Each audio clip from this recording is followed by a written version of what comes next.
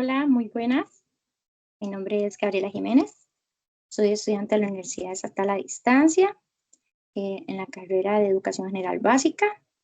Voy a presentar un video sobre la historia de la literatura infantil costarricense para la asignatura de Español 2.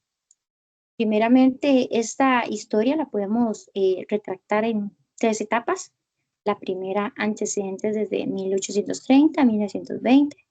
La etapa 2, la influencia del folclore de 1920 a 1975. La etapa 3, la voz de la niñez contemporánea 1975 y actualidad.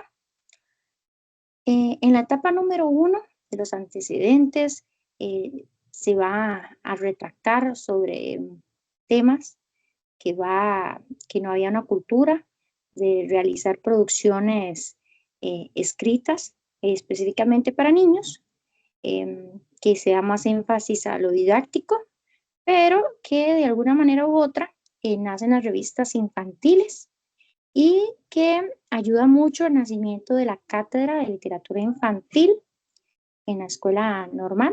Y en esta etapa 1 se van a presentar 4 obras relevantes.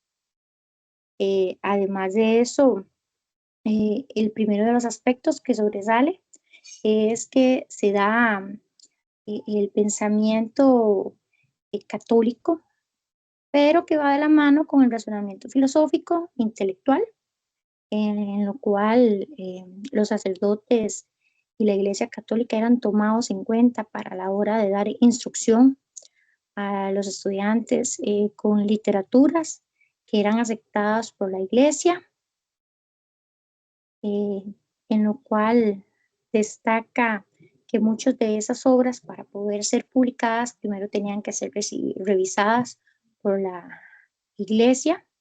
Ya luego de 1880 aproximadamente aparece lo de la reforma educativa y van haciéndose los cambios. En lo de los textos didácticos, ¿verdad? Que sobresale mucho. Acá se puede ver la obra de Ricardo Jiménez, Instrucción Cívica para el uso de la escuela, dirigida a los docentes, para que también los estudiantes lo implementaran. Acá representa antes del siguiente siglo, que ya esos textos podían imprimirse por el nacimiento de la imprenta y que luego lo pudieron traer a Costa Rica. Luego, sobre la producción de las revistas dirigidas directamente hacia los niños, aparece en nuestro país la primera Sanslerín, dirigida por Carmen Lira y Lilia González, que ellas salieron de la el centro de colegio de señoritas y ellas van como docentes, van sacando cómo poder atraer a los estudiantes a la lectura, eh, buscando que sean más intelectuales, y esto abre espacio. Estas revistas tenían muy buen precio para que las pudieran adquirir. El primero salió en 1912, de 1912 a 1913 fueron publicadas quincenalmente. Ya después hubo un periodo que paró y ya luego aparece nuevamente en la etapa 2. Luego, como la revista Mis Apuntes, una revista para niños dirigida por Ramiro Aguilar. Los editores de la misma fueron Falco y Borrace. Se publicó primeramente en el año 1916, en el mes de julio. Acá esta revista iba dirigida a docentes y también a los niños. En ella incluían, igual que en San Celerín, muchos cuentos, poemas, canciones. Y en estas revistas también habían promoción, eh, publicaban anuncios. Algunos de ellos eran para promocionar otras lecturas infantiles de la Casa Editorial Costa Rica y otras casas editoriales. Luego, muy importante el nacimiento de la Cátedra de Literatura Infantil en la Escuela Normal de Costa Rica, un centro superior de formadores de educadores, principalmente. Muchas de las personas docentes de esa casa educativa se formaron como escritores, apoyados por el director de la cátedra, don Joaquín García Monge, que sobresalió como uno de los que tenían una casa editorial, eran editores. Además, nació esta cátedra en conjunto con la queridísima Benemérita de la Patria, Carmen Lira. Luego, en que sobresalen son las obras literarias. Tenemos una de las obras que es de tipo didáctica, como las breves lecciones de aritmética, del autor Rafael Osejo, uno de los catedráticos que era para ayudar a los estudiantes a poder entender la aritmética. Es un texto que se acerca mucho al estudiante y lo trata de amigo. Luego, además de eso, la obra llamada Ayer Niñerías, por el autor Claudio González Rucabado. En él cuenta muchos poemas de niños haciendo travesuras y lo cuenta de una manera muy llamativa. Y esto sobresale en el año 1907, que son ya directamente para el disfrute de los niños, puedan conocerlo. Otro texto, Manojo de Guaridas, de Lisimaco Chavarría, esos poemas que llenan de emociones. Su publicación fue en 1913 por la imprenta Moderna, muchas de las imprentas. Luego otra obra que sobresalió de José María Celedón, conocido como Villo, escritor de nuestro himno nacional. En su publicación fue de 1916, específicamente de Jardín para Niños. Luego también en 1928, en la etapa 2, escribió Alma Infantil. Aquí vemos la imagen de una portada, que es de una editorial más actualizada. Luego en la etapa 2 hay mucha influencia del folclore. Nace mucha literatura que habla sobre el campesino, de la fantasía, sobre reflexionar de temas, cuentos, novelas, pero también canciones, rimas, rondas y 4 obras relevantes de autores que marcaron un hito literario infantil en nuestro país y que además de eso fueron publicados fuera de nuestro país. La fantasía nace en textos que llaman al estudiante a aprender. Además de eso, acá vemos la imagen de un conejo, haciendo representación de Tío Conejo. Luego busca la reflexión de nuestra historia, de hablar sobre nuestro ser, sobre el pasado, las rimas que estuvieron cantándose de manera oral y que ya se puedan pasar en escrito. Busca la reflexión sobre temas de la vida, la muerte, de muchas emociones, tristeza, euforia, alegría.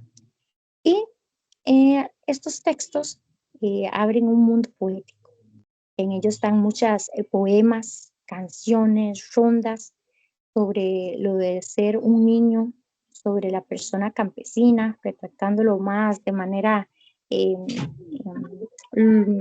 literal, ya poniéndolo en escrito todas esas canciones que daban en nuestro querida Costa Rica en 1900.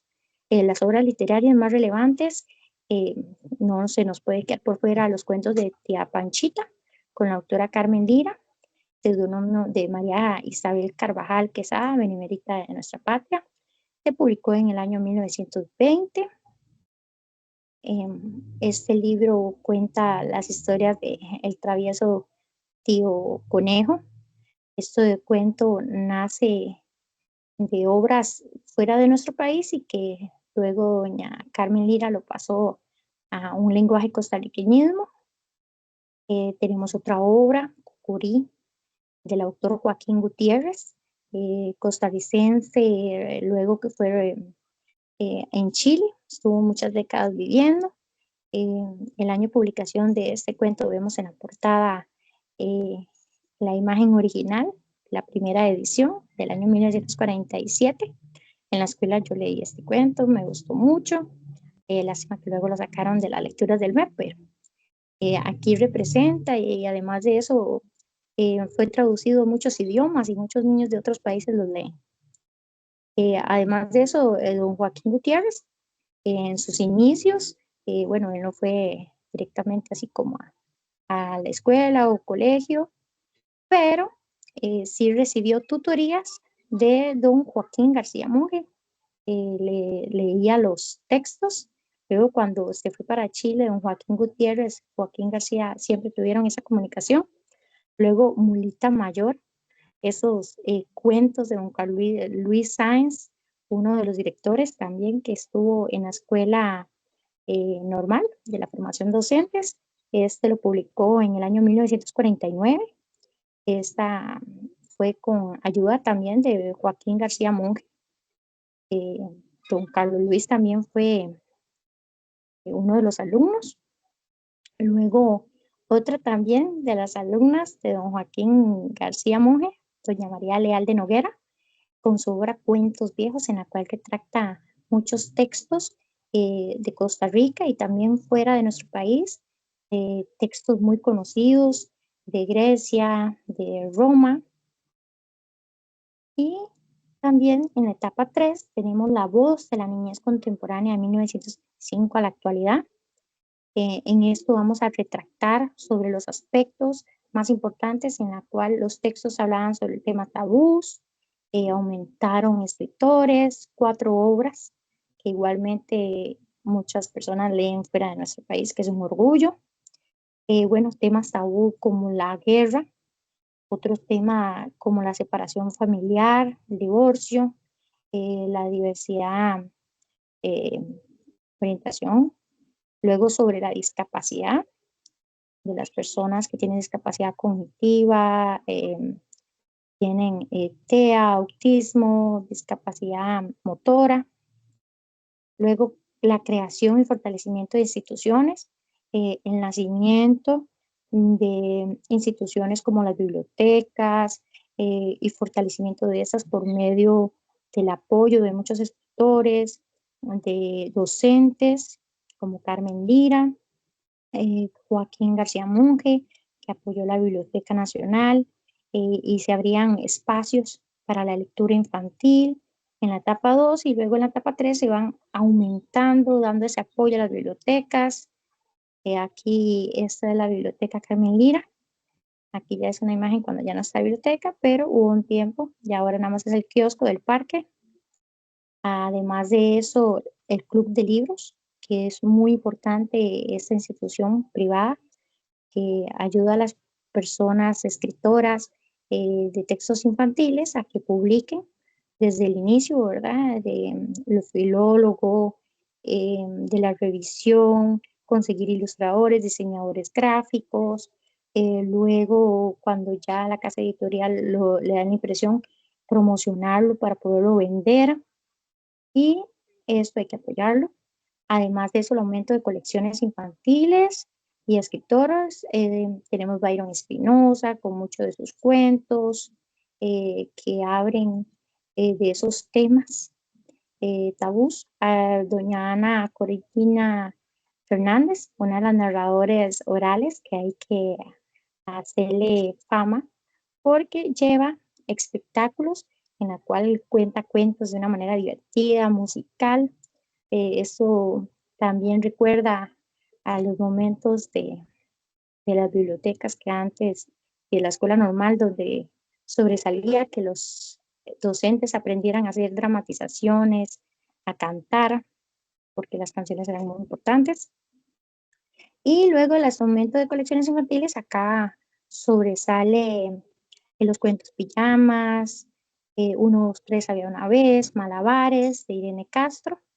Además de eso, eh, textos de antología que le dieron a la institución Pan y Amor. Lara Ríos dio varios de sus cuentos para hacer una antología, otros escritores, lo cual va fortaleciendo. Además de eso hay que retomar la colección Mapachín, que es hablar sobre la ecología de los niños protegiendo.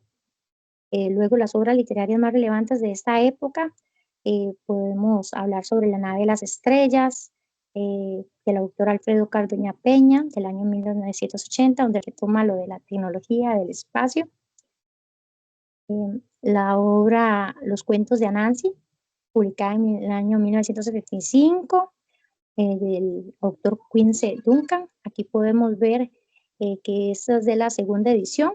Esta portada es uno de los cuentos de mi hijo, que el año pasado lo llevaron al teatro de acá de Limón para que fuera a ver unas obras y le regalaron ese cuento.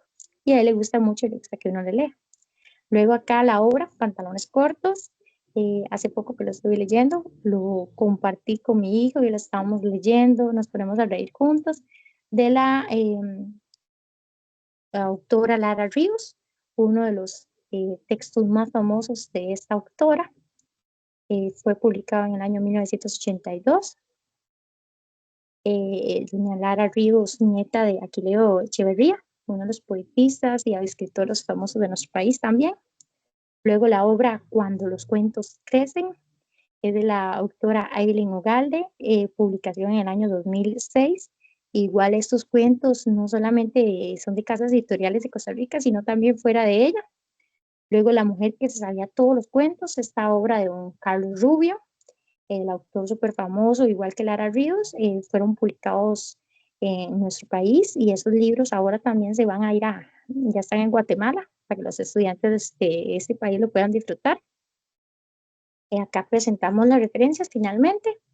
Les agradezco mucho por poner atención, poder escuchar mi pequeña explicación. Acá pueden ver las referencias para respetar los derechos de autor de esas imágenes. Los cuentos de mi tía Panchita, donde los saqué. Cocorí, de la memoria chilena. En su nuevo libro, Byron Espinosa, el autor. Luego acá de Sinavi, que conseguí muchas capturas de imagen de la revista Salceledín, mis apuntes, instrucción de cívica, manojo de guarias. Luego acá en Text Pura Vida, que la narradora sobresalió con sus espectáculos. Muchas gracias por todo. Bien.